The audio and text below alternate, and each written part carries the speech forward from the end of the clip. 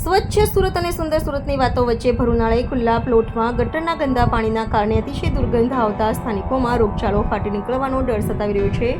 ત્યારે પાલિકામાં વારંવાર રજૂઆતો કરાઈ હોવા છતાં કોઈ કામગીરી ન કરાતા વિરોધ કરાતા આખરે પાલિકાની ટીમે દોડી જઈ કામગીરી શરૂ કરી હતી। સ્વચ્છતામાં દેશમાં નંબર 1 આવતા સુરત શહેરમાં લોકો પ્રાથમિક સુવિધા માટે મથી રહ્યા હોય તેમ લાગી રહ્યું છે, કારણ કે ભરુનાળે ગંદકીના કારણે લોકોને રોગચાળો ફાટી નીકળવાનો ભય સતાવી રહ્યો છે। વાત છે સુરત મહાનગરપાલિકાના રાંદેર ઝોનમાં આવતા ઉગત વિસ્તારની ઉગત ખાતે આવેલ પંચવટી સોસાયટીની બાજુમાં ચક્રગઢ સોસાયટીમાં એક ખુલ્લો પ્લોટ આવેલો છે, જ્યાં ઘણા સમયથી ગટરના ગંદા પાણી ભરાયેલા છે, જેનાથી અતિશય દુર્ગંધ આવતા સ્થાનિકોને રોગચાળો ફાટી નીકળવાનો ડર સતાવી રહ્યો છે।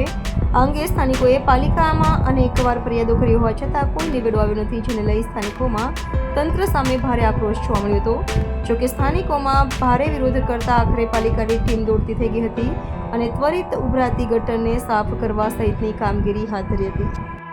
મારું નામ ભાગ્યેશ જીતેન્દ્રભાઈ પટેલ। ભાગ્યેશભાઈ, કઈ સોસાયટીમાં રહેવાનું, શું સમસ્યા? મારે રહેવાનું પંચોતેર સોસાયટીમાં અને પંચોતેરની પછાડ આવેલી છે ચક્રગઢ સોસાયટી, જે ઇનલીગલ છે। રેસિડેન્સી ઝોનમાં આ લોકોએ ધંધાકીય કાર્યવાહી ચાલે છે। ઘણી બધી ઘણા વર્ષોથી કમ્પ્લેન્ટ આપ્યા છતાં કોઈ કાર્યવાહી થતી નથી।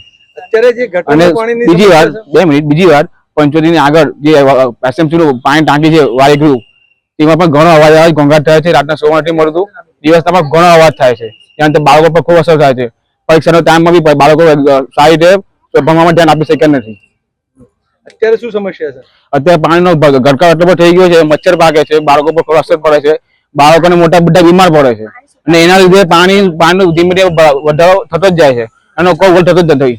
કમ્પ્લેન કર્યા છતાં બી કોઈ ઉકેલ નથી થતો। પાણી મચ્છર આવે છે, ઉંદરનો આવે છે, કોકરોચનો ફૂલ બાવટ થાય છે। તમારે તમે એક વાર તમે રજૂઆત છે, તમે કોઈ અહીંયા જોઈ જાઓ, તમને બી ખ્યાલ આવશે કે કઈ રીતનું છે અહીંયા હાલ કન્ડિશન।